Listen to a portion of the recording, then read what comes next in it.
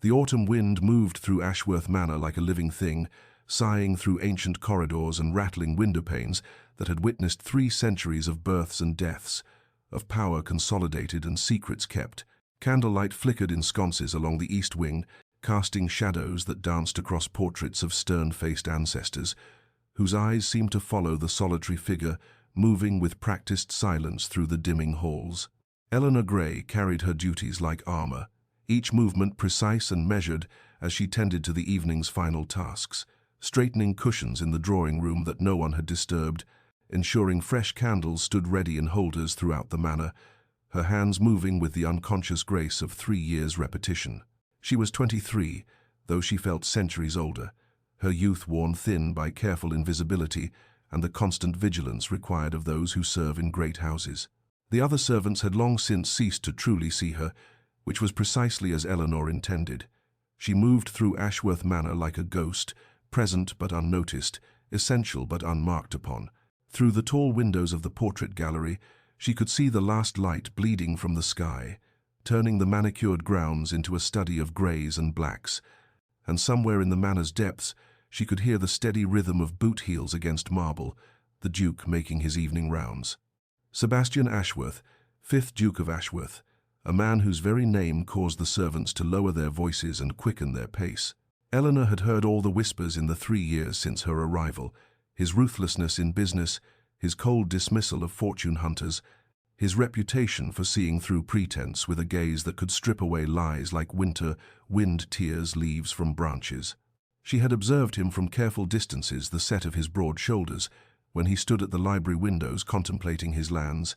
the barely perceptible tightening of his jaw when his mother, the Dowager Duchess, pressed him about marriage, the surprising gentleness in his hands when he handled the ancient books in his collection. Eleanor told herself that her observations were merely a servant's necessary awareness of her master's moods and movements,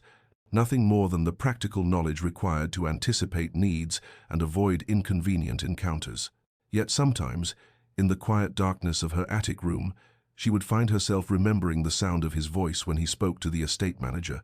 the particular way afternoon light caught in his dark hair, the rare moments when something almost like a smile would soften the severe lines of his face. She would catch herself in these thoughts and force them away with the firm hand of necessity, reminding herself that maids who forgot their place found themselves without positions, without references, without futures. Still, as she completed her rounds and prepared to retreat to the servants' quarters for the night, Eleanor paused at the top of the main staircase, drawn by some impulse she could not name, to look down into the grand entrance hall below, where the Duke stood, speaking with his steward, his face carved in shadows and candlelight, beautiful and terrible, and utterly beyond her reach.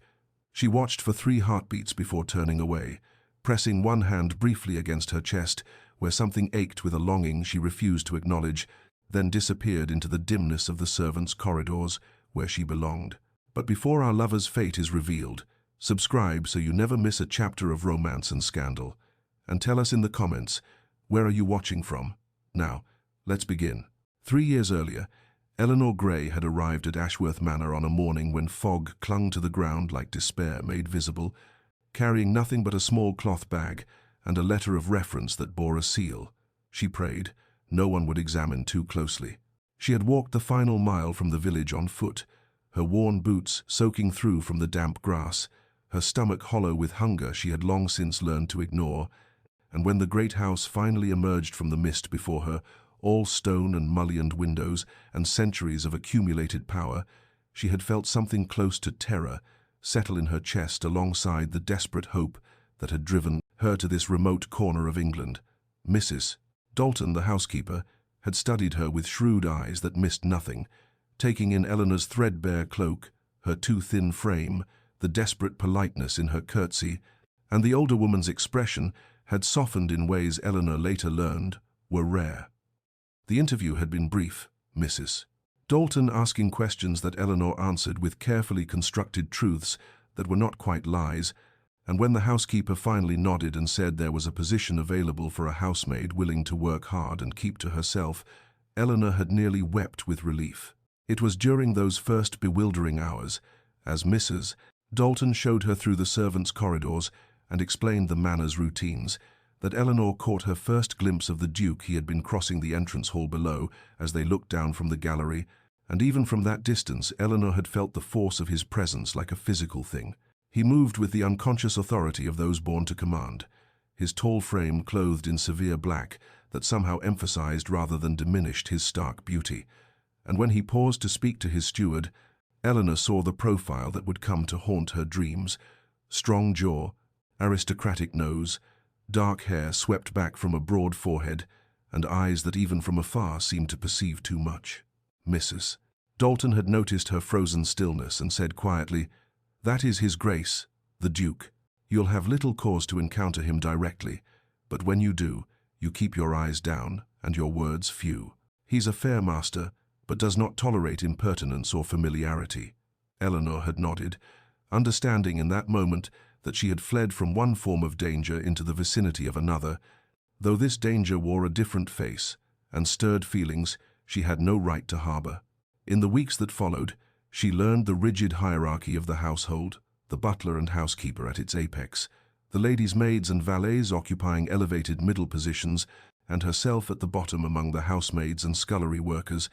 those whose labor maintained the grandeur that others inhabited. Her days began before dawn and ended long after dark, an endless cycle of scrubbing and polishing and carrying, tending to rooms she would never occupy and maintaining comforts she would never enjoy. She was assigned to clean the library, a vast chamber lined with books in leather bindings, where she worked in the early mornings before the Duke began his day, moving silently among the volumes while dust motes danced in slanting sunlight, and she breathed in the scent of old paper and leather and the faint tang of tobacco that clung to everything the Duke touched. She tended to guest chambers that stood empty most of the year, their furniture draped in Holland covers like ghosts of past grandeur, and she polished silver in the butler's pantry until her arms ached and her reflection stared back at her from gleaming surfaces, showing a young woman whose eyes had learned to reveal nothing. Her own quarters were a small room in the attic, barely large enough for the narrow bed and wooden chest that constituted her entire world. The ceiling so low she could not stand fully upright near the walls, but it was hers, and it was safe, and in those first months that was everything. At night, lying on the thin mattress and listening to the sounds of the great house settling around her, the distant chime of clocks, the wind against ancient timbers, the soft breathing of other maids in neighboring rooms, Eleanor would sometimes hear footsteps in the corridor one floor below, the measured tread of the Duke, making his late-night rounds, and she would wonder what burdens kept him wakeful, what thoughts occupied a mind that commanded such wealth and power. What loneliness might exist in rooms filled with priceless things but empty of genuine companionship, and in wondering she would feel a dangerous sympathy take root in her heart, a tender concern for a man she had no business thinking of at all. The Duke's private study existed as a world unto itself, a sanctum of dark wood paneling and leather-bound volumes, where the scent of tobacco mingled with beeswax and the faint mustiness of ancient parchment. And it was here that Eleanor performed some of her most careful work, moving through the room each morning with the reverence one might show in a cathedral. Maps covered one wall detailed renderings of the estate's holdings, of distant properties in Scotland and Wales, and of shipping routes that connected the Duke's commercial interests across continents, and Eleanor would dust the frames with gentle precision, never pausing to examine them closely, though her eyes could not help but register the scope of power they represented. The massive desk that dominated the room's center bore evidence of late-night labor, correspondence in multiple languages stacked in neat piles, account books open to pages filled with figures in the Duke's bold hand, a decanter of brandy that was slowly diminishing as the nights grew longer and colder. Eleanor never touched the papers themselves, respecting the privacy of matters that were not her concern, but she could not help observing in peripheral ways the wax seals bearing noble crests, the urgency implied by certain underlined passages visible at the edges of documents, the way some letters seemed to weigh more heavily than others, as evidenced by their placement beneath crystal paperweights. On this particular morning, she was polishing the carved mantelpiece when she heard footsteps in the corridor, too early for the Duke's usual schedule, and before she could retreat, the door opened and he entered, stopping short when he saw her there. Their eyes met for a fraction of a second before Eleanor dropped her gaze appropriately, curtsying as she murmured, "Your Grace, forgive me. I had not expected I shall remove myself at once, but his voice stopped her movement. A moment, if you would. I seem to have misplaced a document, a letter bearing the seal of the Marquis of Silverton. Have you encountered it in your work? Eleanor's mind raced through her careful mental catalogue of the room's contents, and she responded quietly, I believe there is such a letter beneath the account book, on the side table near the window, Your Grace, and she watched from lowered eyes as he crossed to the indicated location and retrieved it, his movements betraying a weariness that sat strangely on his powerful frame. He stood there holding the letter, and Eleanor became acutely aware of the charged silence between them, the way the morning light caught in his dark hair and cast shadows beneath his eyes that spoke of insufficient sleep, the slight tremor in his hand as he reached for the brandy decanter at this hour, which struck her as both concerning and deeply sad. Thank you, he said finally, his voice carrying an undertone she could not quite decipher, something warmer than his usual clipped tones, yet still formal, still distant. You may continue, and Eleanor curtsied again, turning back to her work with hands that she willed to steadiness, even as her heart hammered against her ribs with an intensity that frightened her. She heard him settle into his chair, the rustle of papers, the scratch of pen on parchment, and she completed her duties with movements that felt mechanical, her entire awareness focused on the presence behind her, the sound of his breathing, the weight of a regard she imagined she could feel upon her back. Though when she risked a glance in the mirror above the mantel, his attention appeared fixed on his work. When she finally finished and escaped into the corridor, closing the study door with careful quietness, Eleanor leaned against the wall and pressed one hand to her chest, where her heart still raced, and she whispered fiercely to herself, Foolish, foolish girl, he is the Duke, and you are nothing. This path leads only to ruin. Yet even as she scolded herself, she could not forget the weariness in his eyes, the tremor in his hand, the unexpected gentleness in his voice when he thanked her, and she wondered what manner of burden could weigh so heavily on a man who commanded such power. What loneliness might drive him to seek solace in brandy at morning's first light, and what it might mean that she cared at all about the answer. Weeks passed and then months, the seasons turning as they always did at Ashworth Manor, summer's warmth giving way to autumn's melancholy beauty, and Eleanor found herself falling into rhythms that felt almost like belonging, though she knew such feelings were dangerous illusions for someone in her position. She learned the Duke's patterns through careful observation that she told herself was merely professional attentiveness. He suffered from insomnia that kept him pacing the corridors until the small hours, seeking solace in his study or the library when sleep eluded him. He preferred solitude to company, often taking his meals alone rather than enduring the social performances expected of his rank, and he possessed unexpected kindnesses that surfaced in unguarded moments. Like the afternoon Eleanor witnessed him speaking with old Thomas, the estate's gardener of 40 years, listening with genuine interest to the elderly man's theories about rose cultivation, his severe expression softening into something almost approaching warmth. Yet as autumn deepened, new tensions infiltrated the household's rhythms, whispered conversations among the upper servants that filtered down to Eleanor's level, like sediment settling in still water. The Dowager Duchess had begun a campaign to see her son married, inviting noble families to the estate with increasing frequency, parading eligible daughters before the Duke, with a determination that bordered on desperation. Eleanor found herself serving at dinners, where beautiful young women in silk and jewels conversed with practiced charm, their laughter like music designed to enchant, and she would watch from her position against the wall as the Duke responded with unfailing politeness that somehow conveyed absolute distance, his manner courteous but impenetrable, and she felt an ache in her chest that she had no right to feel, a hollow sensation that intensified each time she saw him bow over another lady's hand or lead another hopeful candidate through the conservatory. There was Lady Arabella Stanton, all golden curls and rose-petal complexion, who spoke 3 languages and played the pianoforte with skill that drew admiring applause. There was Miss Cordelia Blackwood, whose family's fortune rivaled the Duke's own, whose wit sparkled in conversation like champagne. There was the Honourable Miss Fitzwilliam, whose bloodline traced back to the Conqueror himself, whose every movement embodied aristocratic grace, and Eleanor watched them all, these women who belonged in the Duke's world as she never could, and told herself that the pain twisting in her stomach was merely indigestion from the kitchen's heavy fare. Mrs. Dalton noticed her distraction one evening as Eleanor botched the folding of linens for the third time, the older woman's shrewd eyes missing nothing as she said quietly, "A word of caution, my dear, from one who has seen much in her years of service. There are attachments that bring joy and those that bring only heartache, and a wise woman learns to distinguish between them before it is too late." And Eleanor felt heat rise in her cheeks as she protested perhaps too vehemently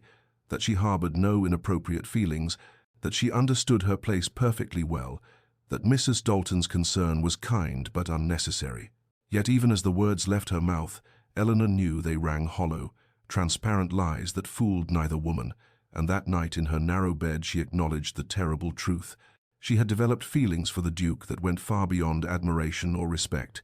feelings that bloomed in her chest like thorns whenever she saw him, that made her treasure every brief interaction, as though gathering precious stones, that left her lying awake listening for his footsteps and wondering what manner of woman could reach past his careful defenses to touch the lonely man she sensed beneath the title and the power and the cold perfection of his aristocratic mask. The crisis descended upon Ashworth Manor on a grey October morning when the Dowager Duchess discovered that her emerald brooch, a family heirloom, passed down through 5 generations, worth more in sentiment than its already considerable monetary value, had vanished from her jewelry case,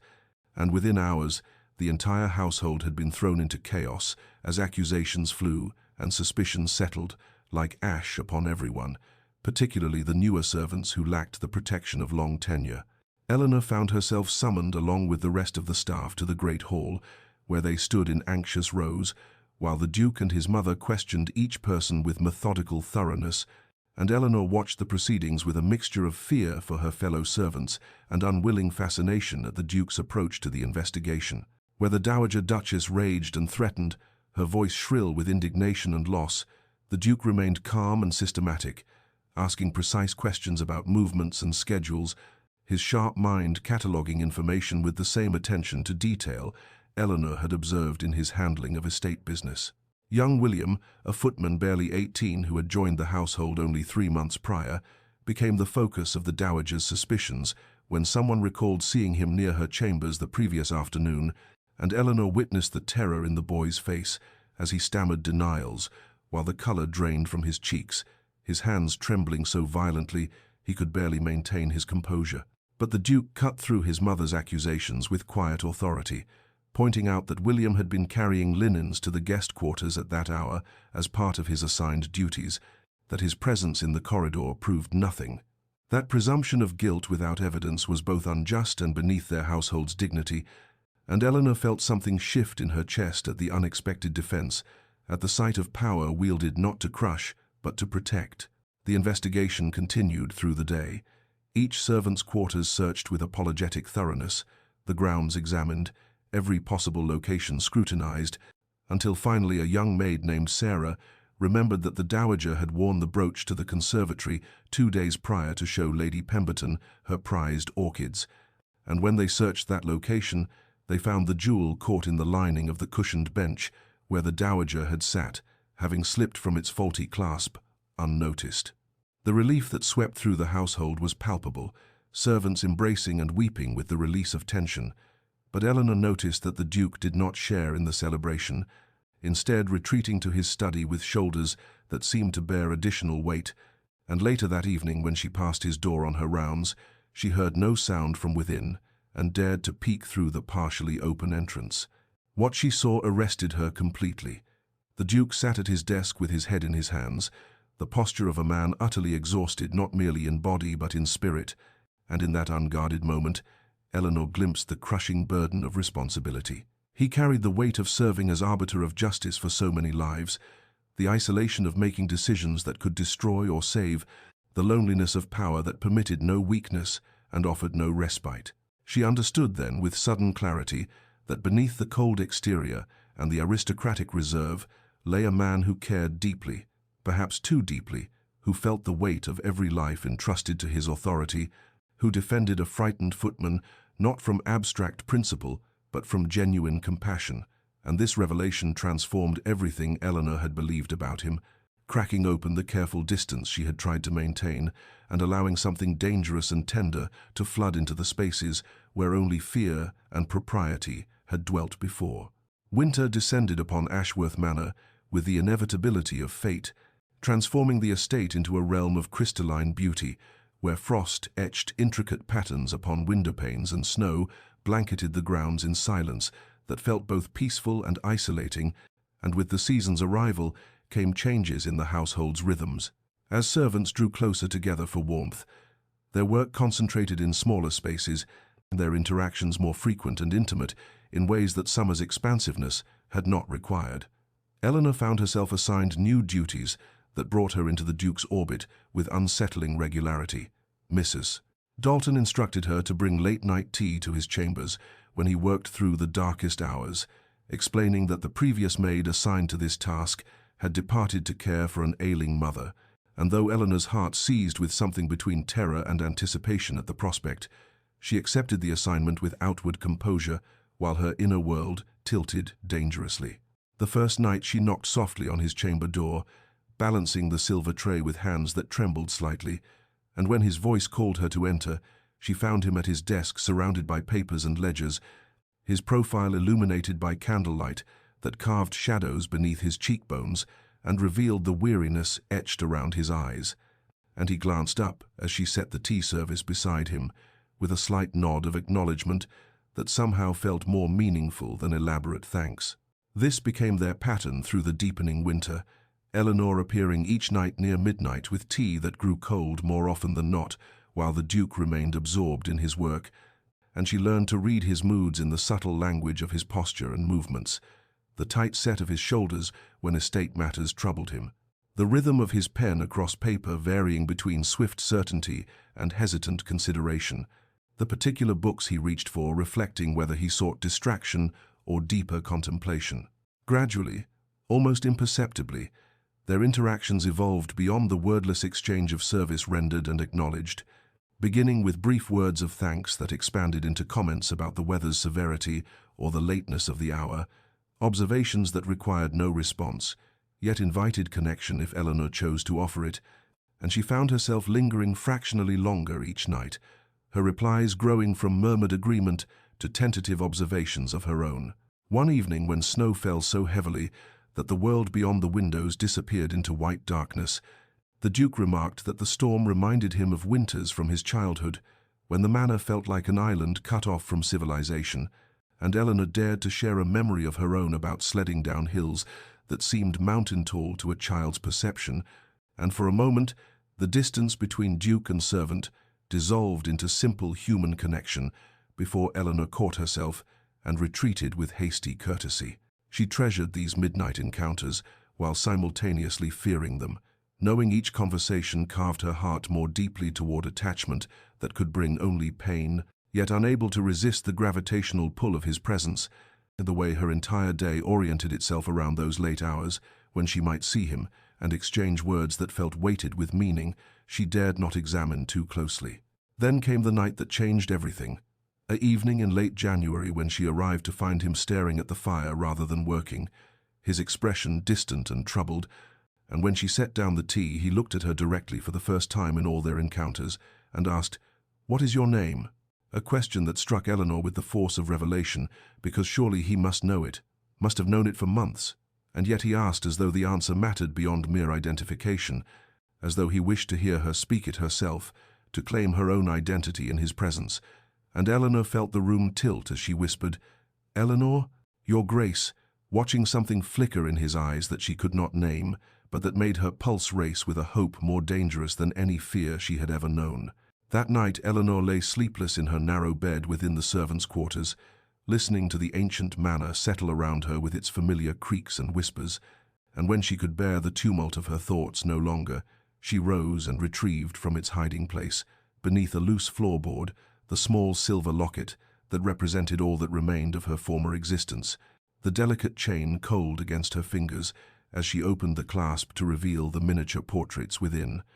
Her mother's gentle face painted in careful detail, her father's stern but loving expression, frozen in happier times, before everything had shattered into irretrievable fragments. Eleanor Grey was not truly Eleanor Grey at all, or rather she was Eleanor but not Grey. She had been born Eleanor Charlotte Fitzwilliam, only daughter of Baron Fitzwilliam of Rosewood Estate, raised in privilege and comfort with the expectation of making a suitable marriage to some gentleman of appropriate station. Her childhood filled with music lessons and literature and the refined pursuits deemed proper for a young lady of quality,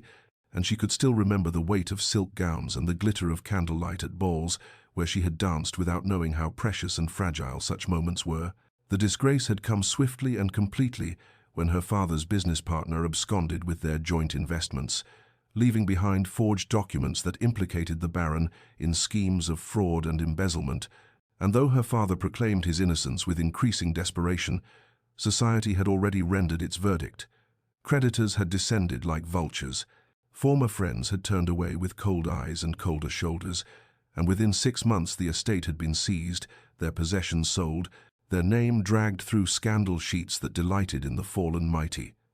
Eleanor's mother, a delicate woman whose constitution had never been robust, had withered under the weight of shame and loss, taking to her bed with a grief that consumed her from within,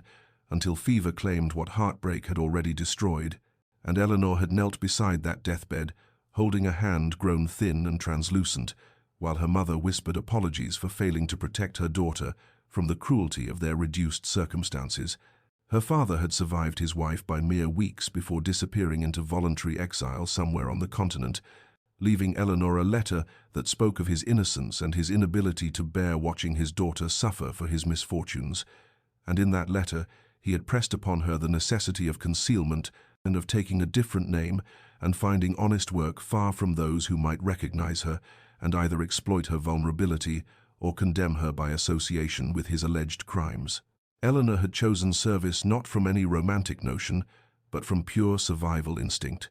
understanding that a maid could disappear into the invisible masses of working people, that no one looked closely at servants' faces or inquired into their histories beyond the barest references, and Mrs. Dalton's kindness in accepting her despite the thinness of her credentials had been the first mercy Eleanor had known in months of grinding desperation. For 3 years, she had maintained this careful erasure of her former self, speaking in the deferential tones of service rather than the cultured accent of her upbringing, keeping her eyes downcast and her presence unremarkable, living in constant fear that someone might recognize the Baron's daughter beneath the maid's plain dress and mobcap, certain that discovery would mean dismissal at best and exploitation at worst, for she knew what became of disgraced gentlewomen without protection in a world that viewed them as fallen creatures deserving of their fate. The Duke's question, "What is your name?" had shaken her precisely because it suggested he saw her as more than a faceless servant, that he perceived some individual identity worth knowing, and this recognition terrified Eleanor because it threatened the invisibility that had become her only shield against a hostile world.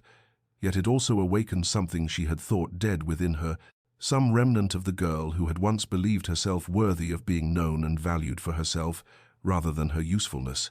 She tucked the locket back into its hiding place with hands that trembled, reinforcing her determination to maintain the boundaries that kept her safe, to resist the dangerous pull toward the Duke that grew stronger with each midnight encounter, to remember that Eleanor Fitzwilliam had died with her parents, and only Eleanor Grey remained, and Eleanor Grey was a maid who had no right to anything beyond the security of her position and the small comfort of knowing she had survived when survival had seemed impossible. The announcement came on a grey February morning when the Dowager Duchess arrived at Ashworth Manor in a flurry of imperious energy and elaborate plans, declaring that a grand ball would be held within the month to properly introduce her son to the eligible young ladies of the finest families, her tone brooking no argument despite the Duke's visible reluctance, and the household erupted into controlled chaos as preparations began in earnest. Eleanor found herself working 16-hour days alongside the other servants, polishing silver that had not seen use in years, beating dust from ancient tapestries, scrubbing floors until they gleamed, transforming the manor's grand ballroom from a shadowed space of disuse into a glittering chamber worthy of the aristocracy's most discerning scrutiny, and she moved through these tasks with mechanical efficiency, while her heart grew heavier with each passing day, knowing that this spectacle existed solely to facilitate the Duke's marriage to some suitable lady of quality. The contrast between the two worlds, the one she inhabited and the one she served, had never felt more pronounced than during those weeks of preparation, as Eleanor witnessed the invisible architecture of labor that sustained aristocratic leisure. The cook and her assistants working through nights to perfect elaborate dishes, the footmen practicing their choreographed service until their movements achieved balletic precision, the maids stitching and mending and arranging flowers with cramped fingers and aching backs, all so that the nobility might dance and dine in effortless elegance, without ever considering the army of hands that made such elegance possible. On the night of the ball, Eleanor, dressed in her best servant's uniform, the plain black dress and crisp white apron that marked her as part of the manor's functioning machinery rather than its ornamental guests, and she took her position among the servants assigned to circulate through the crowds, offering refreshments, her eyes downcast as she had trained them to be, her presence deliberately forgettable. Yet despite her best efforts at invisibility, Eleanor found her gaze drawn repeatedly to the Duke as he moved through the prescribed rituals of the evening, dancing first with the Dowager Duchess as tradition demanded, then with a succession of young ladies who smiled and curtsied and deployed their various charms with the calculation of generals planning campaigns. And he executed his part in this matrimonial theatre with the same distant politeness Eleanor had observed in all his social interactions, his expression pleasant but unengaged, as though he watched the proceedings from some internal remove. She saw him partner with Lady Margaret Hastings, whose golden curls and porcelain complexion drew admiring glances from every corner of the ballroom, then with the dark-eyed daughter of the Marquess of Pembroke, whose wit was legendary, then with half a dozen others whose beauty and accomplishments blurred together in Eleanor's vision until she had to look away from the pain of watching the inevitable unfold. But then, during a moment when Eleanor passed near the ballroom's entrance carrying a tray of champagne glasses, she felt the weight of observation and looked up to find the Duke's eyes fixed on her across the crowded room, his gaze finding hers through the press of bodies and candlelight and swirling dancers, and for 3 heartbeats that felt suspended outside of time. They stared at each other with an intensity that seemed to Eleanor both terrifying and inevitable, the rest of the ballroom fading into insignificance, until she broke the connection with a sharp turn that nearly upset her tray and fled down the servants' corridor with hands that trembled so violently she had to set down her burden before she dropped it, her heart hammering against her ribs as she pressed her back against the cool stone wall and tried to breathe past the recognition that whatever existed between them had just been acknowledged in a way that could not be undone. The morning after the ball arrived grey and weary, the manor seeming to exhale in collective exhaustion as servants moved through rooms that still bore evidence of the previous night's splendor, champagne glasses abandoned on side tables, wilted flowers drooping in their elaborate arrangements, the ballroom floor scuffed from hundreds of dancing feet, and Eleanor found herself assigned to the Duke's private study, where the gentlemen had retired after the ladies departed, the air still thick with the ghost of cigar smoke and brandy. She worked methodically through the debris of masculine conversation, emptying ashtrays and collecting glasses, straightening furniture displaced by late-night debates about politics and hunting and whatever else occupied the minds of men born to privilege. And on the Duke's massive desk, she discovered a leather-bound guest book left open to pages filled with elegant signatures from the finest families in England, each name a declaration of aristocratic lineage and social standing, and beside this register of nobility lay several sheets of the Duke's own writing, his distinctive hand immediately recognizable to Eleanor, who had dusted around his correspondence often enough to know the particular slant of his letters. She knew she should not read what was clearly private, yet her eyes moved across the page before conscious thought could prevent them, and she found herself looking at what appeared to be evaluations of the previous night's eligible young ladies, each name followed by observations rendered in prose as clinical and detached as a naturalist cataloguing specimens. Lady Margaret noted for beauty but vapid conversation, the Marquess's daughter intelligent but calculating, Miss Hartwell pleasant but lacking spirit, each assessment ending with the same devastating conclusion marked in the Duke's careful script, unsuitable. Eleanor felt an unexpected wave of sadness wash through her as she stood holding these pages that reduced living, breathing women to mere lists of qualities weighed and found wanting, and she understood with sudden clarity that the Duke was as trapped by his circumstances as she was by hers, perhaps more so, for while she had chosen invisibility as survival, he had been born into visibility that demanded he marry appropriately and produce heirs and fulfill obligations determined before his birth, and the loneliness of such an existence struck her with force that made her chest ache. She was carefully replacing the papers exactly as she had found them when the door opened and the Duke entered, his appearance shocking in its disorder, his evening clothes rumpled and his cravat loosened, dark circles beneath eyes that spoke of sleeplessness, his hair disheveled as though he had run his hands through it repeatedly. And he stopped upon seeing her with an expression Eleanor could not entirely read, though weariness was certainly part of it. The silence stretched between them, weighted with the memory of their locked gazes across the crowded ballroom, with all the careful distance they had maintained, now feeling suddenly impossible to restore. And then the Duke spoke in a voice rough with exhaustion and something else, something that sounded almost like desperation. "Did you find last night's spectacle as tiresome as I did?"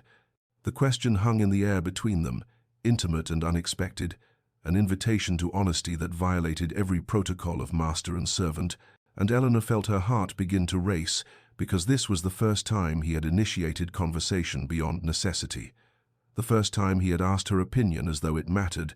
as though she were a person whose thoughts held value rather than simply another piece of the household machinery, and she knew that how she answered would either restore the proper distance between them or shatter it entirely, and God help her, she did not know which outcome she feared more. Spring arrived at Ashworth Manor with the gentle insistence of renewal, transforming the estate grounds from winter's stark severity into a landscape of tender possibility, and Eleanor found herself increasingly assigned to outdoor tasks, as the household emerged from months of interior confinement, polishing windows thrown open to admit fresh air, beating rugs in the courtyard where sunlight played across ancient stones, tending to the conservatory where early bulbs pushed determinedly toward light. And it was during these outdoor duties that she began noticing the Duke walking the gardens in the early morning hours before the household fully woke, his tall figure moving along gravel paths, still damp with dew, his hands clasped behind his back in an attitude of contemplation that seemed both lonely and peaceful. Their paths crossed with increasing frequency, encounters that at first seemed coincidental, but gradually took on the quality of intentional choreography, as though both were unconsciously arranging their movements to intersect in those liminal hours between night and day, when the world belonged only to those awake to witness it. And they developed a pattern of brief exchanges that felt safer than the charged silence that had followed his intimate question after the ball, discussing neutral topics with the careful courtesy of diplomats navigating delicate negotiations. The progress of the roses Eleanor was helping the elderly gardener prune, the new fountain being installed near the south terrace, books Eleanor had noticed in the Duke's study and dared to mention having read in her former life, though she never revealed the circumstances of that reading. Eleanor observed the Duke's gradual unbending in these morning encounters, the way his severe expression softened fractionally when he saw her approaching with her gardening basket, and the manner in which his shoulders lost some of their rigid set when they spoke of subjects that required no pretense, and she found herself struggling with her growing attachment even as she recognized its danger and futility, for what possible future could exist for a Duke and a maid, regardless of how many pleasant conversations they shared among the blooming lilacs and early roses. One morning in late April, when the air carried the promise of summer and the garden seemed to hum with green life, Eleanor was cutting flowers for the morning rooms when a sudden spring rain arrived without warning, transforming the gentle morning into a torrent that sent her running for shelter, and she found herself racing toward the garden folly, a small octagonal structure of white stone and climbing vines that offered the nearest refuge, only to discover that the Duke had sought the same sanctuary and now stood inside the open-sided pavilion, watching rain sheet across the landscape with an expression of such unguarded vulnerability that Eleanor's breath caught in her throat. The intimacy of the enclosed space pressed them closer than propriety allowed, the sound of rain on the folly's copper roof creating a curtain of sound that isolated them from the world beyond, and Eleanor was acutely aware of the Duke's presence beside her, the scent of his cologne mingling with rain-washed air, the rise and fall of his breathing, the tension in his posture that suggested he was as conscious of their proximity as she was, and the charged silence between them grew heavy with accumulated longing and unspoken words until Eleanor felt she might shatter from the weight of it. The Duke turned to her then, his eyes holding hers with an intensity that made her heart hammer against her ribs, and he opened his mouth as though to speak words that had been building in him for months, his hand rising slightly as if he might reach for her, but then something in his expression shifted, some awareness of the impossibility of their circumstances reasserting itself, and he stopped, the words dying unspoken, and Eleanor could not bear it, could not endure one more moment of this exquisite torture of nearness without consummation, of desire acknowledged but unfulfilled, and she fled without a word, running through the rain back toward the servants' entrance, with her heart breaking and her dress soaked through, leaving the Duke standing alone in the garden, Folly watching her retreat through the silver curtain of spring rain, with an expression of such profound sadness that if she had seen it she might have turned back, but she did not turn back, she only ran. Eleanor appeared at Mrs. Dalton's sitting room the following morning, with shadows beneath her eyes that spoke of sleepless hours, and a request delivered in a voice carefully stripped of emotion, asking to be reassigned away from the Duke's chambers and private areas, claiming that the work had become too physically taxing given her other responsibilities, and Mrs. Dalton regarded her with eyes that had seen 3 decades of household dramas and missed very little, her expression kind but knowing as she studied Eleanor's face for a long moment before nodding slowly and granting the request without asking the questions that clearly hovered on her lips, understanding perhaps that some truths were too dangerous to speak aloud even in the privacy of the housekeeper's domain. Eleanor threw herself into her new duties with almost desperate industry, accepting assignments in the farthest corners of the manor, polishing silver in the butler's pantry, scrubbing floors in unused guest chambers, organizing linens in storage rooms where dust motes danced in shafts of sunlight, and she could work for hours without encountering anyone of consequence, rebuilding the walls of invisibility that had kept her safe for 3 years, attempting to resurrect the careful distance she had maintained before spring mornings and garden conversations had dismantled her defenses. Yet the Duke seemed to appear wherever she worked, with a frequency that defied coincidence. His tall figure materializing in doorways when she dusted the library's upper shelves, his footsteps echoing in the conservatory when she tended to plants that required careful pruning, his presence haunting the portrait gallery during her afternoon rounds when she cleaned the gilt frames of his ancestors who stared down with expressions that seemed to judge her presumption, and these encounters were wordless now, heavy with things unsaid, neither of them attempting conversation, but unable to ignore the charged atmosphere that crackled between them like summer lightning preceding a storm. Eleanor felt his eyes following her movements, felt the weight of his unspoken questions pressing against the silence, and she kept her own gaze carefully averted, focusing on her tasks with single-minded intensity, while her heart hammered traitorously in her chest, and her hands trembled so badly she had to pause occasionally to steady them, and she knew he noticed these small betrayals of her composure, just as she noticed the tension in his shoulders, the way his hands clenched and unclenched at his sides as though restraining himself from reaching for her, the barely audible sigh that escaped him when she would curtsy briefly and flee to another part of the manor. The other servants began to notice the strange dance between Duke and Maid, conversations falling silent when Eleanor entered rooms,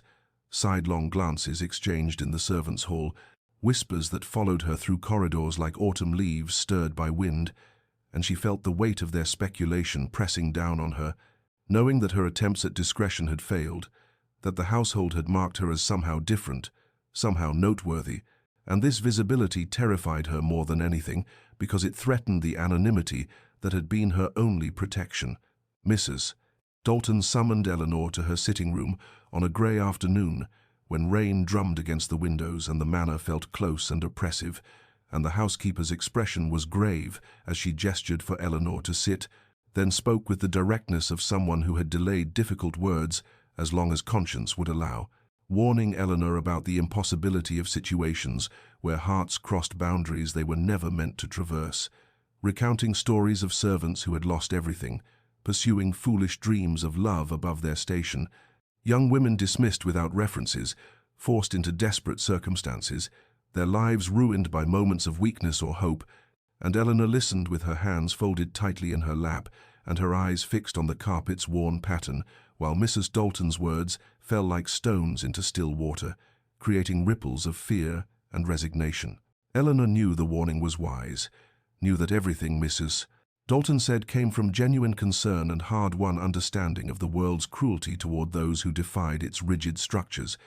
Yet even as she nodded and murmured appropriate gratitude for the counsel, she felt something rebellious stirring in her chest, some part of her that had tasted possibility and could not quite relinquish it, despite knowing that such hope was dangerous, perhaps fatal to whatever small security she had managed to build in this household, and her heart no longer listened to wisdom, no longer heeded the sensible voice that counseled self-preservation above all else, because the Duke's almost words in the garden folly had planted seeds that refused to stop growing, despite the barren soil of impossibility in which they struggled to take root. The turning point arrived with the visit of Lord Pemberton, an old friend of the Duke's late father, who descended upon Ashworth Manor with the bluster and entitlement of a man accustomed to being welcomed everywhere regardless of whether his presence was actually desired, his arrival announced by the clatter of his carriage wheels on gravel and the booming voice that carried through the entrance hall demanding refreshment and declaring his intention to stay at least a fortnight. And Eleanor first encountered him when she was summoned to serve at the dinner party held in his honor, moving through the formal dining room with a decanter of wine, while candlelight gleamed off silver and crystal, and the conversation flowed with the looseness that came from too much drink and too little restraint. Lord Pemberton held court at the table with stories that grew progressively louder and less coherent as the evening progressed, his face flushed and his words slurring slightly as he reminisced about the Duke's late father and the old days of their youth. And Eleanor moved quietly around the periphery, performing her duties with the invisibility she had perfected,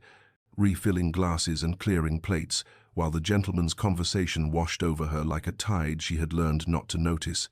until Pemberton's voice suddenly cut through her careful detachment with words that turned her blood to ice. "Remember old Baron Grey, and that nasty business with his estate, the scandal that brought down the whole family, the debts and accusations of fraud, his poor wife dead of shame, and the daughter vanished into God knows what fate, probably ended up in some brothel or worse given what happens to gently bred girls with no protection and no prospects."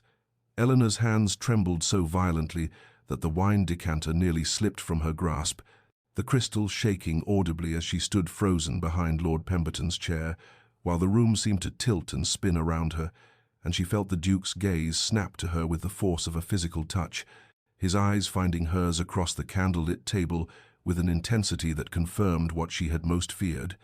that Pemberton's drunken reminiscence had connected her present to her past in a way that could not be undone, but she could not meet the Duke's eyes, could not bear to see judgment or pity or recognition in that penetrating gaze, and she set down the decanter with hands that shook and fled to the sideboard, where she stood with her back to the table, struggling to compose herself, while the conversation mercifully moved to other topics. The dinner concluded with the gentleman retiring to the Duke's study for brandy and cigars,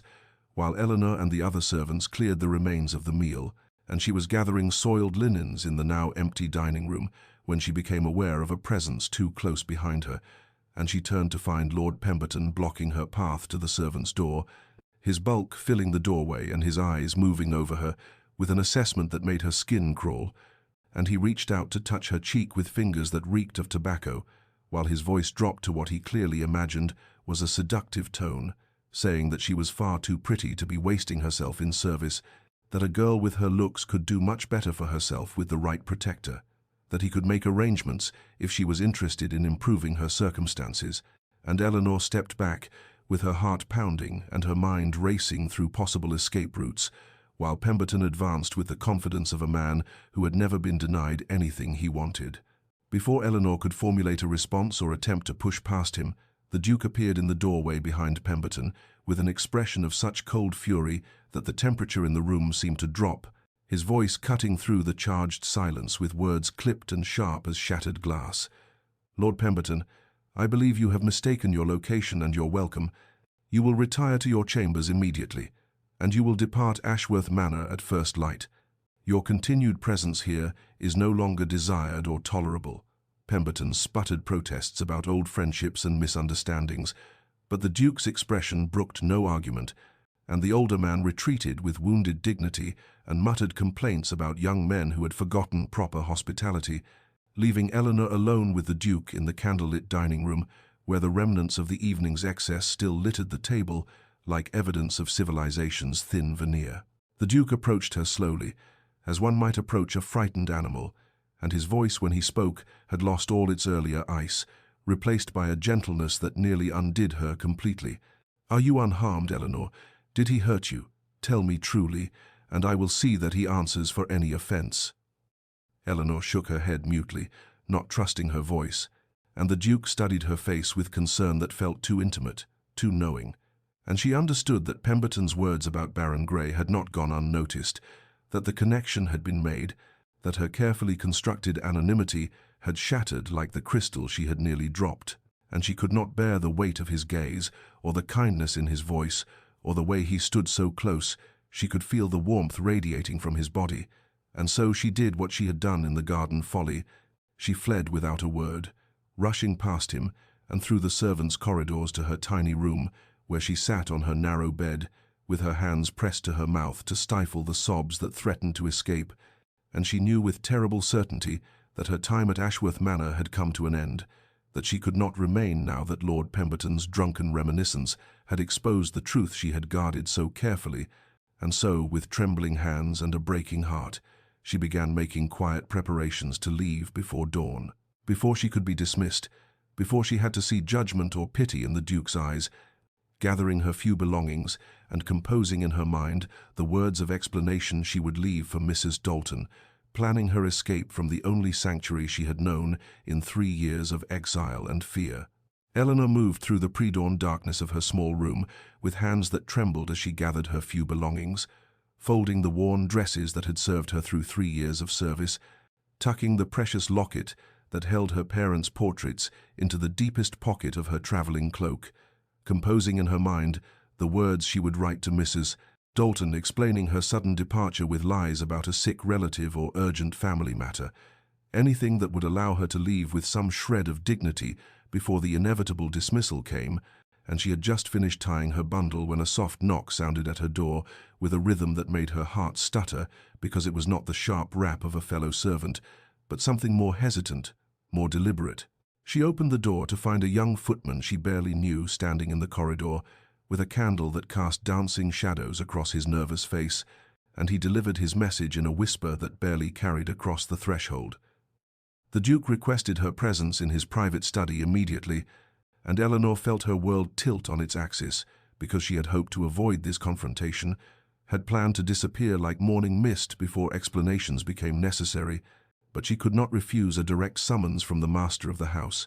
and so she followed the footman through silent corridors where even the usual creaks and settling sounds of the old manor seemed to hold their breath. The Duke's study was lit only by the dying fire in the hearth, flames casting shifting patterns of light and shadow across the book-lined walls and the massive desk where she had dusted and cleaned 1,000 times, and the Duke stood at the window with his back to her, his tall figure silhouetted against the grey promise of dawn beyond the glass, and the silence stretched between them like a physical thing, taut and trembling with the weight of all that had remained unspoken for so long, until finally he spoke without turning, his voice low and rough, as though the words cost him something precious. "I know who you are." Eleanor's breath left her body in a rush, and the room seemed to spin around her as those 4 words shattered the careful illusion she had maintained for 3 years, and she grasped the back of a chair to steady herself, while her mind raced through denials and explanations that died unspoken because there was something in his voice that suggested denial would be pointless, that he possessed knowledge rather than suspicion, certainty rather than speculation. He turned to face her then, and the firelight revealed an expression that was not the anger or disgust she had feared, but something far more complex, a mixture of understanding and sadness and determination that she could not begin to pass. And he moved closer with steps that were careful and measured, as though approaching something fragile that might shatter at too sudden a movement, and his voice, when he continued, carried a gentleness that made tears burn behind her eyes. "I have known for months, Eleanor Grey, daughter of Baron Thomas Grey. I recognized you despite the years and the servant's dress and the way you have tried to make yourself invisible, because I visited your father's estate on business matters when you were but 15, and I watched you in the gardens with your mother. saw you laughing over books in the library, observed the grace and intelligence that marked you even then as exceptional. Eleanor could not speak, could not move, could not do anything but stare at him, while his words rewrote everything she had believed about her time at Ashworth Manor, transforming months of careful anonymity into an elaborate pretense that had existed only in her own mind, and she felt exposed and vulnerable in ways that went beyond the revelation of her identity, because if he had known all along, then every interaction between them took on new meaning. Every glance and word and moment of connection had occurred under circumstances entirely different from what she had imagined. The Duke continued speaking, his words falling like stones into the still pool of her shock. "I said nothing because you needed safety, and I would not deny you that refuge. You needed time to heal from your family's tragedy, and I would not rob you of that peace. And perhaps I needed time as well to understand what I felt when I saw you again, and be certain that my regard was not mere pity for your circumstances or guilt that I had failed to help your father when the scandal broke, and to know with absolute certainty that what has grown in my heart these past months is real and lasting and worthy of the risk I am about to take." And Eleanor finally found her voice, though it emerged as barely more than a whisper, asking what risk he meant, what danger he courted, and the Duke's expression softened into something that looked almost like hope tempered by fear, and he answered that he risked his heart by offering it to her, risked society's censure by acknowledging his feelings for someone the world would deem unsuitable, risked everything that mattered by asking a question to which he did not know the answer. If the barriers of class and circumstance did not exist, if they stood as simply man and woman rather than Duke and Maid, what would her heart tell her? And Eleanor felt the question settle over her like a weight too great to bear, because it demanded honesty she had never allowed herself, required her to acknowledge desires she had ruthlessly suppressed, asked her to imagine possibilities she had deemed too dangerous, even to contemplate in the privacy of her own thoughts. The Duke's voice continued to fill the firelit study with revelations that rewrote Eleanor's understanding of everything that had passed between them these long months, and he spoke of the reasons he had remained silent about her identity, explaining that she had arrived at Ashworth Manor with such evident wounds that he could not bring himself to expose her vulnerability, that she had needed safety and sanctuary to heal from the devastation of her family's ruin, and he would not deny her that refuge, even as he recognized her, despite the servant's dress and the careful way she had made herself small and invisible, and he admitted with a rawness that made her heart ache that he had also needed time to understand his own feelings, to examine the regard that had grown in him and determine whether it was merely pity for her tragic circumstances or guilt that he had failed to intervene when her father's world collapsed, or whether it might be something deeper and more enduring and worthy of the risk such feelings entailed. Eleanor stood frozen in the center of the study while her mind struggled to absorb these confessions, and she felt fear mingling with confusion and disbelief. Because if he had known all along, then every interaction between them took on layers of meaning she had never imagined. Every small kindness and brief conversation had occurred while he carried knowledge she thought hidden, and beneath the tumult of these revelations stirred something more dangerous still. A fragile hope she dared not acknowledge, because hope had proven a cruel companion in the years since her family's disgrace. Hope had led only to disappointment and pain, and the necessity of building walls around her heart to survive. The Duke moved closer with careful steps, as though approaching something precious that might shatter, and the firelight caught the planes of his face and revealed an expression so tender it nearly undid her, and he spoke of his growing regard for her, confessing that her quiet strength had become essential to him in ways he struggled to articulate, that he had watched her transform the cold grandeur of Ashworth Manor, not through dramatic gestures, but through countless small acts of care and attention.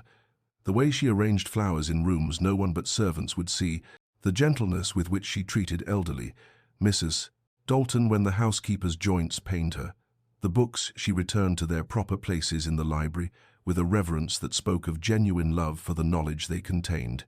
And these accumulated observations had painted a portrait of a woman whose worth had nothing to do with title or position, but everything to do with the content of her character and the quality of her heart. He acknowledged then the impossibility of their situations,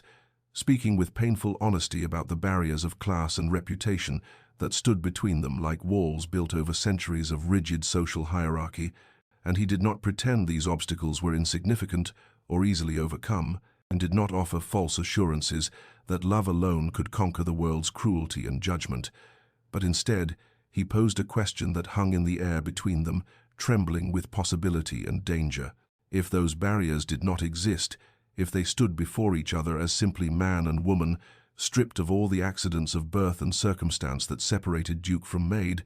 what would her heart tell her? What truth would emerge if she allowed herself to speak without fear of consequence or consideration of propriety? Eleanor opened her mouth to answer, but no words came, because the question was too vast, too terrifying in its implications, asking her to acknowledge desires she had ruthlessly suppressed and imagine possibilities she had deemed too dangerous even to contemplate in the privacy of her own thoughts, and she felt the weight of her mother's teachings about knowing one's place and accepting one's station, warring with the memory of her father's voice, speaking of courage and authenticity before the darkness took him, and she stood paralyzed between these opposing forces, while the Duke waited with an expression that mingled hope and resignation.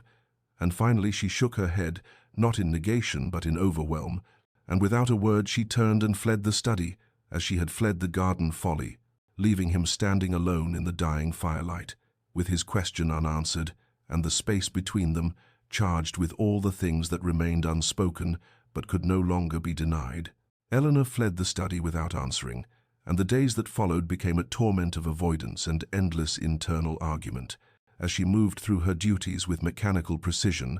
while her mind replayed the Duke's words in an endless loop, examining each phrase and inflection for meanings she might have missed or misunderstood, and she arranged her schedule to minimize any possibility of encountering him, taking her meals at odd hours and volunteering for tasks in the farthest corners of the manor where he would have no reason to venture. Yet even in her self-imposed exile, she felt his presence like a weight pressing against her consciousness. Knew somehow when he passed through corridors she had just vacated, sensed his restlessness in the quality of silence that settled over the household in the late hours when he should have been sleeping, but was instead pacing his chambers or standing at windows watching darkness give way to dawn. Mrs. Dalton observed the changes in both Eleanor and the Duke with her characteristic perception, noting how Eleanor had grown pale and distracted, how she jumped at unexpected sounds and lost herself in contemplation while polishing silver until the metal gleamed like mirrors, and the Duke had become equally altered, more withdrawn than usual, his legendary focus scattered so that he left correspondence unfinished and meetings with his steward abbreviated, and the housekeeper said nothing directly, but her concerned glances spoke volumes, conveying both sympathy and warning in the way only someone who had witnessed decades of human folly could manage. Eleanor wrestled with warring impulses that tore at her with equal force, desire battling duty and possibility, warring with impossibility, until she felt she might fragment under the pressure of choosing between them, and she recalled her mother's teachings about knowing one's place in the grand hierarchy of society, remembered the bitter lessons her mother had delivered in those final months before grief consumed her, the warnings about the cruelty of hoping for what could never be, and the necessity of accepting one's station with grace rather than railing against immutable truths. Yet beneath these remembered admonishments stirred other memories equally powerful, her father's voice speaking of courage and authenticity before the darkness took him, his insistence that a life lived in fear of judgment was no life at all, that sometimes the greatest act of bravery was simply allowing oneself to want what seemed impossible. One evening, as twilight painted the windows purple and gold, Eleanor found herself drawn to the library where so much had begun, where she had first noticed the Duke's unexpected gentleness with ancient texts and his habit of leaving markers in volumes he intended to return to, and she moved through the familiar space, touching books she had dusted countless times, running her fingers along spines embossed with gold lettering, standing in the exact spot where the Duke positioned his chair when he worked late into the night, and for just a moment she allowed herself to imagine a different life, one where she belonged in this room not as a servant maintaining its splendor, but as someone with equal claim to its knowledge and beauty, someone who might sit beside the Duke, discussing the ideas contained in these volumes, rather than merely preserving the physical objects that housed them,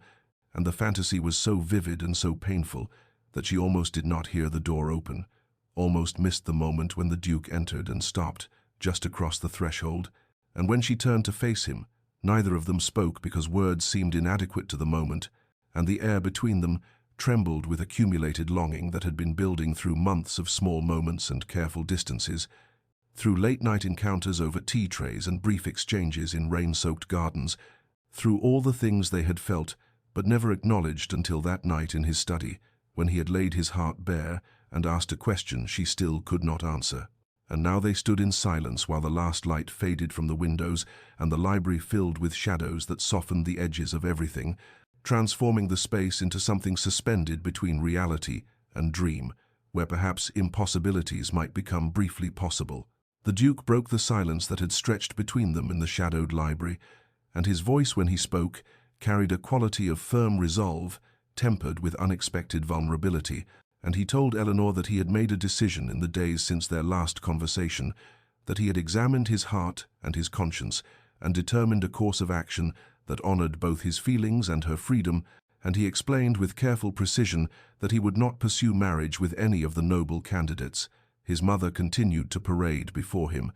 that he would face the Dowager Duchess's fury and society's judgment and all the consequences that would follow such a refusal. But he hastened to add that he was not making this choice as leverage to pressure Eleanor or as a means of binding her to him through obligation or guilt. Rather, he wanted her to know with absolute certainty that she need not fear his expectations or feel trapped by his regard for her. He moved closer as he spoke, and the dying light from the windows caught the planes of his face and revealed an expression of such earnest humility that it took her breath away, and he continued in a voice that trembled slightly with the weight of what he was offering, saying that if she wished to leave Ashworth Manor to start fresh, somewhere untainted by these complicated feelings, he would provide excellent references that would open doors anywhere in England, and he would ensure she had means sufficient to establish herself safely and comfortably in whatever new life she chose to build, and if instead she wished to remain at Ashworth Manor in her current position, he would respect that boundary absolutely and without resentment, would school himself to interact with her only as master to servant, and would never again impose his feelings upon her or make her uncomfortable with unwanted attention. Then his voice dropped lower still and took on a quality that made her heart ache with its mixture of hope and resignation, and he said that if by some chance she might envision a future that defied convention and social expectation, if she could imagine building something together that transcended the arbitrary barriers of rank and station, then he would spend whatever time proved necessary courting her properly, earning her trust and affection through patient demonstration of his character and intentions, and he would not rush or pressure or assume anything, but would let her set every boundary and determine every step of whatever relationship might develop between them. The humility embedded in this offering moved Eleanor more profoundly than grand romantic gestures ever could have done,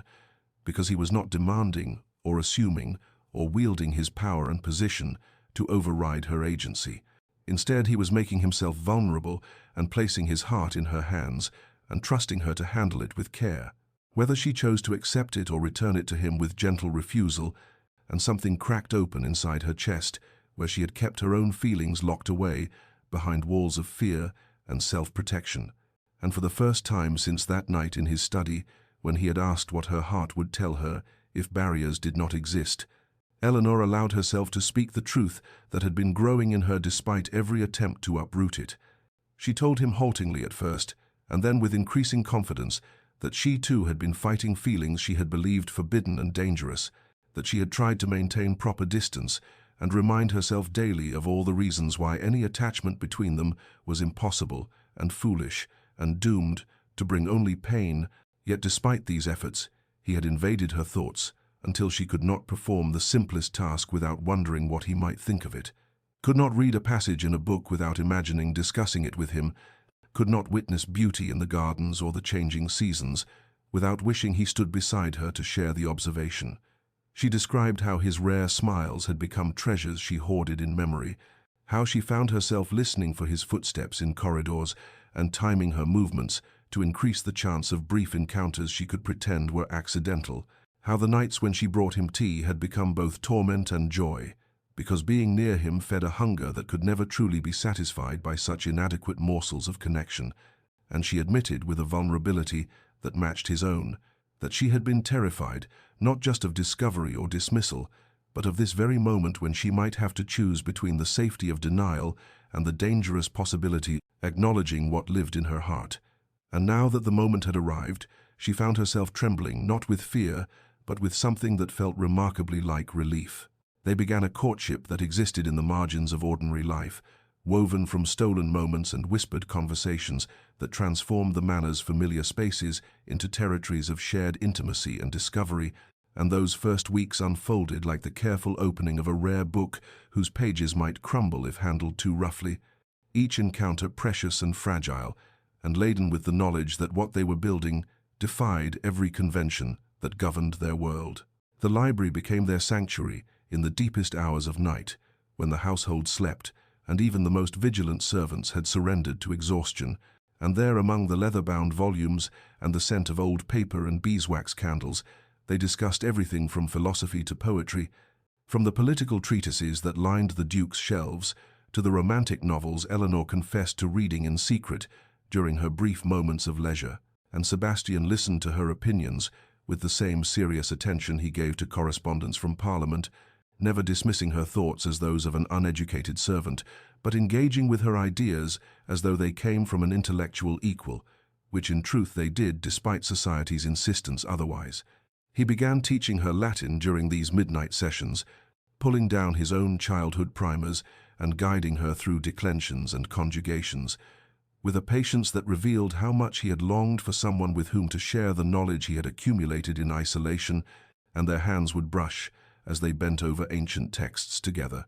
fingers touching as he pointed out particular constructions or she turned pages, and these small physical contacts carried a charge that made Eleanor's breath catch and brought color to Sebastian's usually pale complexion, proof that desire lived alongside intellectual communion in what was growing between them. As spring deepened into early summer, they extended their meetings to include walks in the gardens at dawn, before the household properly woke, moving through paths still heavy with dew, while birds announced the coming day, and mist rose from the ornamental lake,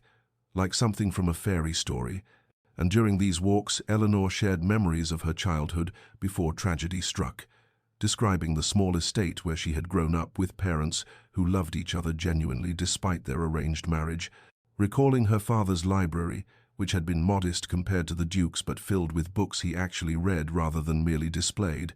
and the flower garden her mother had tended personally rather than leaving entirely to servants.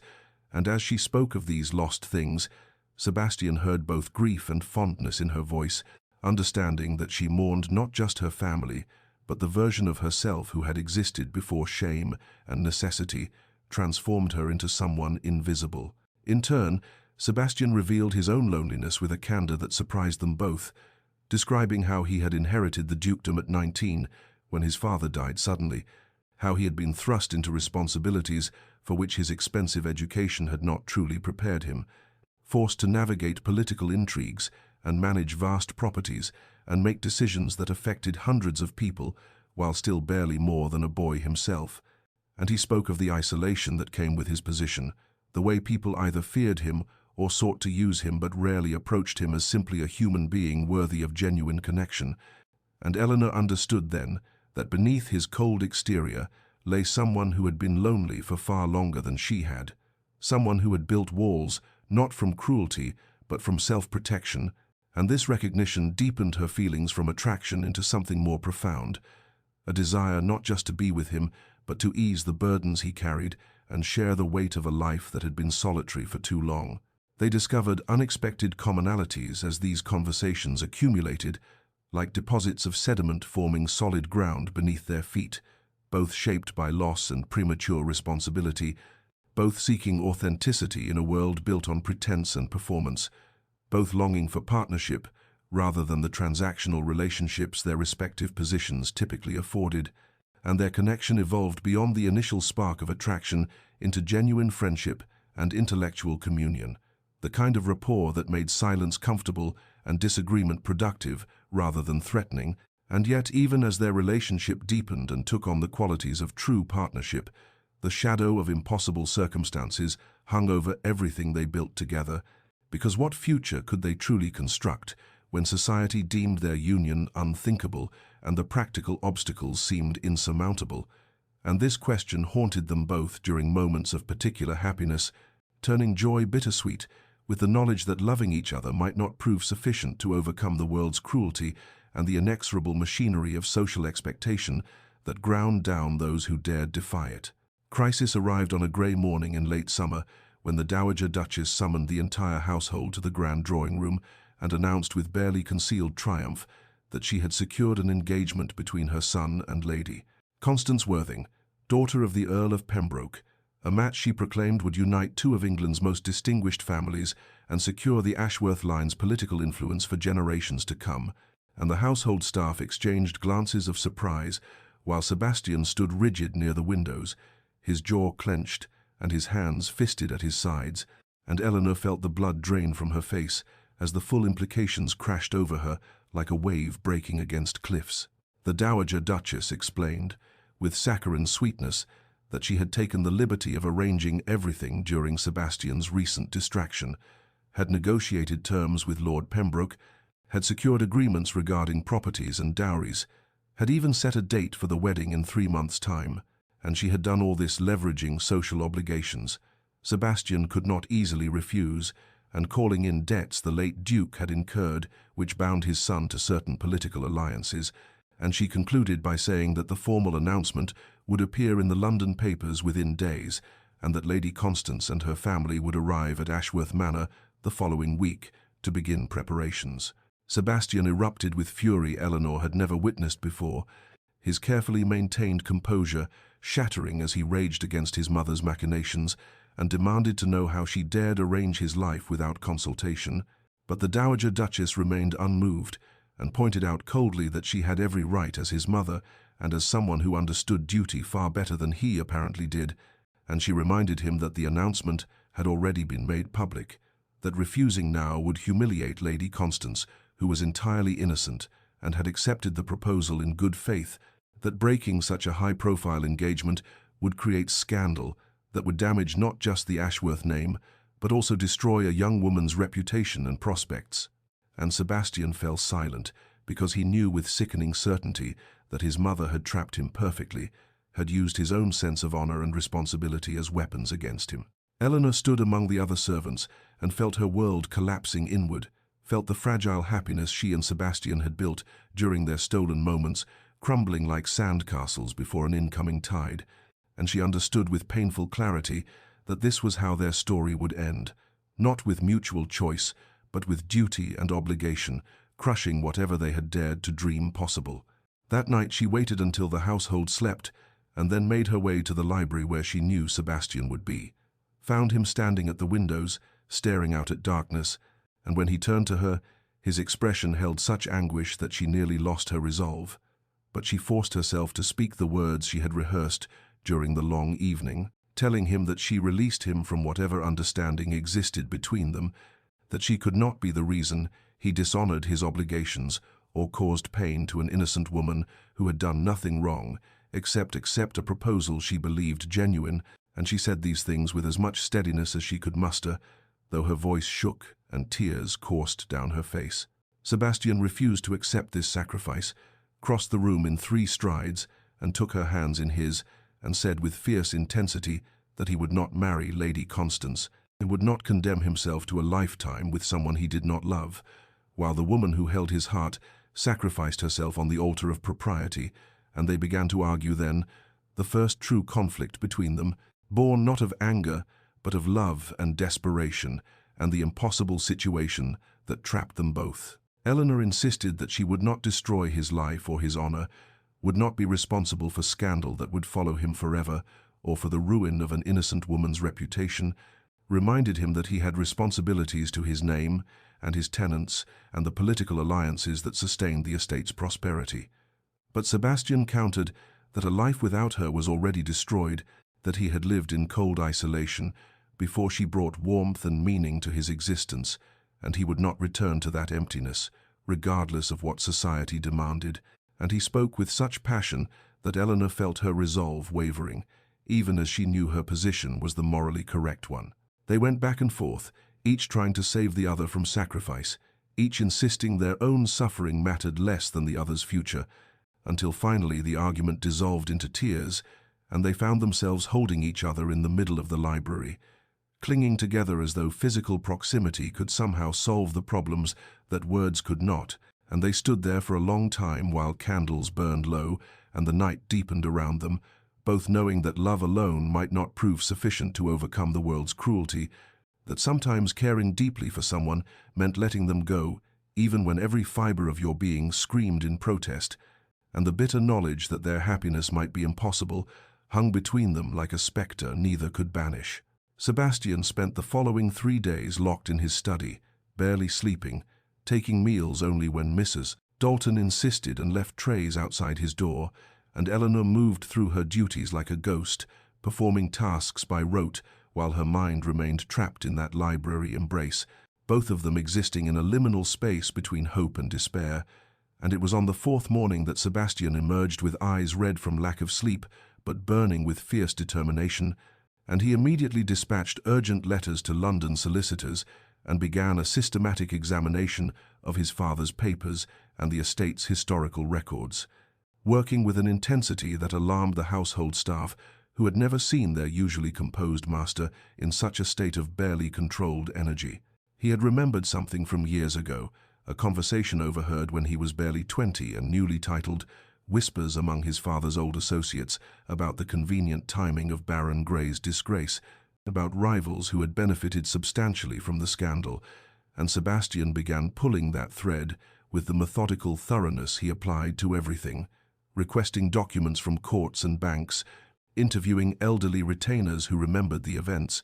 hiring investigators to track down witnesses who had scattered in the years since the Baron's fall, and piece by piece he uncovered the ugly truth that Eleanor's father had been deliberately destroyed by men who coveted his modest but strategically located lands, and who had manufactured evidence of debts and improprieties that never actually existed. The proof came in the form of falsified ledgers and forged signatures, testimony from a clerk who had been paid to lie and whose conscience had troubled him for years, a correspondence between the conspirators that Sebastian's investigators discovered in an estate sale of papers belonging to one of the deceased plotters, and armed with this evidence, Sebastian moved with swift and merciless efficiency to dismantle the lies that had destroyed an innocent family, using his considerable influence to have the case reviewed by magistrates, leveraging his political connections to ensure the matter received proper attention, and within 6 weeks he had secured official vindication for Baron Grey, the restoration of the family's honor, the recovery of properties that had been seized and sold, and the establishment of Eleanor as the legitimate heir to her father's title and the now restored estate. He did all this without telling Eleanor what he was attempting, partly because he feared failure and could not bear to raise hopes that might be crushed, partly because he wanted the gift to be complete when he presented it, but mostly because he understood that he was not doing this to make her his equal in society's eyes, since she had always been his equal in every way that truly mattered, but rather to remove the weapons that society would use against them, to eliminate the arguments about class disparity that his mother and others would employ to condemn their union. And when he finally summoned Eleanor to his study on a bright September afternoon and laid before her the documents proving her father's innocence and her own restored position, she stared at the papers for a long moment as though unable to comprehend their meaning, and then the tears came. Great wrenching sobs for the father who had died in exile, believing himself dishonored, for the mother who had perished of grief and shame, for the years Eleanor herself had spent hiding from a disgrace that had never been deserved, and Sebastian held her while she wept, understanding that these tears were necessary, that she needed to mourn properly for what had been stolen, and to rejoice for the justice that came too late to save her parents,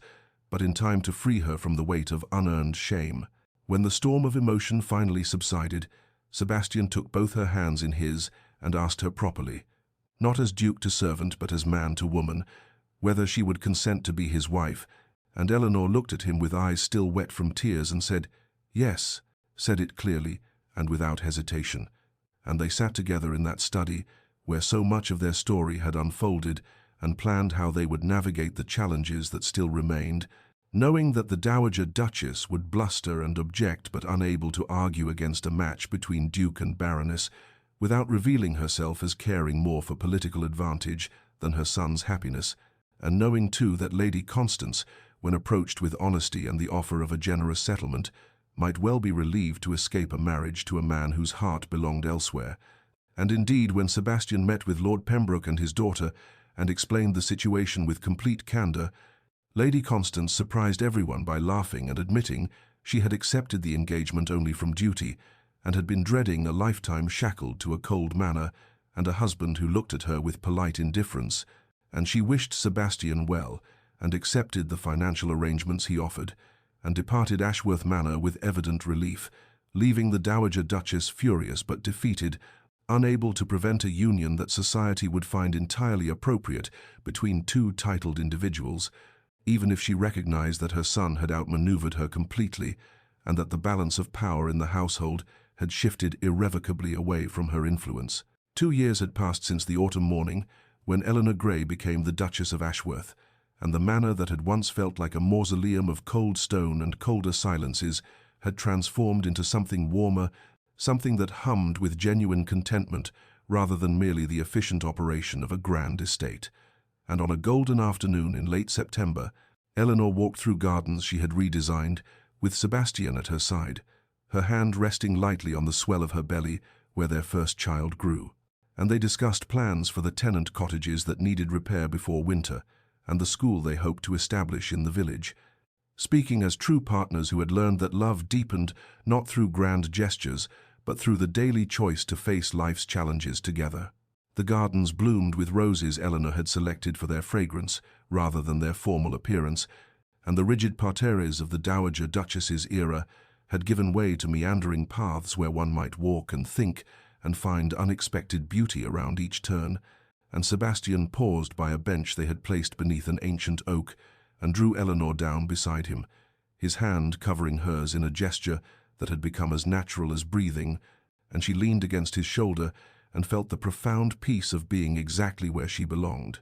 Mrs. Dalton now served as Eleanor's most trusted advisor, the former housekeeper having become a dear friend who helped manage the household with the same competence she had always possessed, but now with warmth and laughter woven through the daily routines, and the rigid hierarchies that had once defined every interaction had softened into relationships built on mutual respect, and former servants attended informal gatherings in the drawing room where Eleanor and Sebastian hosted evenings of music and conversation, and the manor had become a place where worth was measured not by title or birth, but by character and kindness. As evening approached, they returned to the library where so much of their story had unfolded,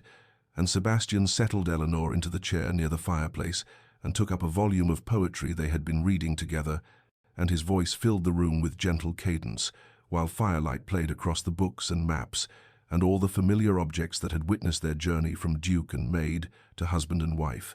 And Eleanor closed her eyes and listened, and thought how strange and wonderful it was that the place where she had once worked in fearful invisibility had become her sanctuary, and the man whose cold demeanor had once terrified her now read to her with such tenderness that she sometimes wept from the simple beauty of being loved. Dear listener, there are truths in this story that transcend the particular circumstances of Eleanor and Sebastian, truths about patience and the courage required to look beyond surfaces and see the worth that society often obscures. For how many times do we dismiss people based on their station or their circumstances, failing to recognize that extraordinary depth and beauty may hide beneath unremarkable exteriors? And how often do we allow fear of judgment or convention to prevent us from reaching toward authentic connection with those our world tells us we should ignore? Eleanor and Sebastian's love succeeded not because it conquered all obstacles through sheer force of passion, but because they both possessed the patience to let their connection develop naturally, the humility to recognize their own vulnerabilities, and the courage to choose each other despite every voice that counseled them to surrender to impossibility. And in this there is wisdom for all of us, for the most transformative loves are often those that require us to question the arbitrary boundaries society constructs, to recognize that worth cannot be measured by title or wealth or position, but only by the content of character and the capacity for genuine care. May you find the courage to look past surfaces and see clearly. May you have patience enough to let love develop in its own time rather than rushing toward conclusions. and may you discover in unexpected places the connections that will transform your life, as Eleanor and Sebastian transformed each other's, and may you rest well tonight knowing that authentic love, when nurtured with patience and protected with courage, can indeed transcend any boundary the world erects against it. And if you have found meaning in this story of love that bloomed in impossible circumstances, please subscribe to Duchess Diaries for more tales of hearts that refuse to be constrained by convention and souls that find each other across every divide.